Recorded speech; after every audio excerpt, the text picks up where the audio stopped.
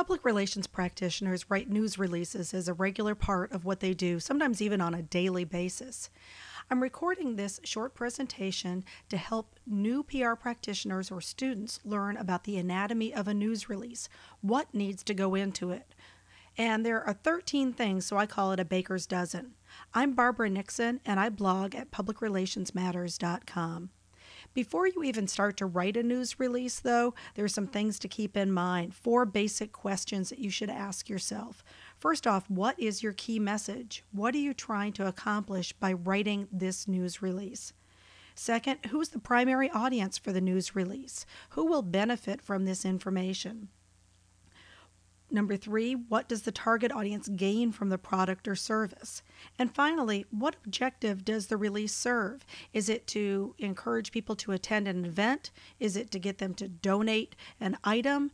Is it to raise awareness for whatever the topic is about? So keep those things in mind. Also, a 5th item, think about who cares. If only the organization cares about the information, then it's not going to be considered newsworthy. So let's get into these 13 items. First off, all news releases have a letterhead with an address on them, and that is so the journalist can easily get in touch with the organization. The second item that all news releases have are the words news release. Put that in big bold type at the top of the page so there's no doubt in the journalist's mind what the purpose is for this piece of information that's coming across their desk, either in paper form or probably electronically. A third item is the term for immediate release or the word embargo. You see I have a logo here for my favorite podcast, which is the For Immediate Release podcast. For immediate release means if you send out this news release to a journalist, they can publish it at any point after they receive the information. But if you have an embargo on your news release, which means that you want them to wait until a certain date, then they should respect that embargo if you have built up a good enough reputation with them. So put for release after and then put what the date is. You would want to contact the reporter before you send them a release and let them know you're giving it to them under embargo. Some reporters will not accept embargoed news releases. A fourth item is media contact info.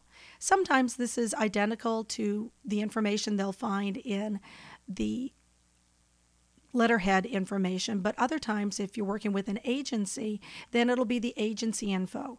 So it will be the information that the reporter will need in order to contact an individual to get more information about the story. At a minimum, you would need the PR practitioner's name, cell phone number, and email address. You may have additional information as well. Fifth item that you'll see in most news releases is a headline. Write something that is worthy of being published as is in a newspaper. So look at the newspaper or the blog or wherever you're trying to pitch this story to. Read some of their current headlines and see what style they tend to use. You may also want to include a subhead to provide additional information for the reporter. A sixth item that you'll find on most news releases is a dateline. And a dateline includes the city that the article is being written in, and use AP style for this, and also use the state. And again, use AP style for that. Seventh item that you'll find in every news release is a lead for the story. Most often you'll see it spelled as LEAD, but sometimes you'll even see it as LEDE. Either is appropriate in this case. And this is the most important information in the story told in the 5 W's and the H format in most cases. So who, what, where, when, why, and how. Get that information at the beginning so the reporter knows if the information is worthy of being published in their publication. Also, if the reporter doesn't have enough room for an entire longer story, if they could cut it off right after the lead, then it would have the most important information in it. This is for most stories. If you are writing a feature story, you may have a slightly different format, though, and we'll discuss those at a later time. An eighth item that you find in most news releases are quotations. So try to find something that is newsworthy and doesn't sound like it was written solely for the purpose of the news release. Try to leave out the "we are excited to announce the acquisition of blah, blah, blah, blah, blah" in your quotation. Find something that sounds natural, that sounds like a normal person would say it, and not that it was crafted just for the purposes of the release. The ninth item in the news release will be the body of your release. And this is kind of the guts of the information of your story. So this will be a paragraph or two, sometimes 3 or 4, that has the details of your story. So your lead has the most important, the body helps to flesh it out. Number 10 are page slugs. And those, though they may look kind of odd in this picture here, they aren't real slugs, but what they are a way of indicating on the second and future pages of your release a little bit about the story and then a page number. So if you have to go on to a second page, then you would use a page slug on it. 11th item would be additional contact information. So maybe there are additional people that the reporter could get in touch with, or maybe it's the details about the location of the event and the amount that it costs. Whatever else might be useful but is not worthy of being in the main part of the story would go in the additional contact information section. 12th item in the release is the boilerplate. And the boilerplate information is the standard information that you'll find at the end of every press release or news release from your organization.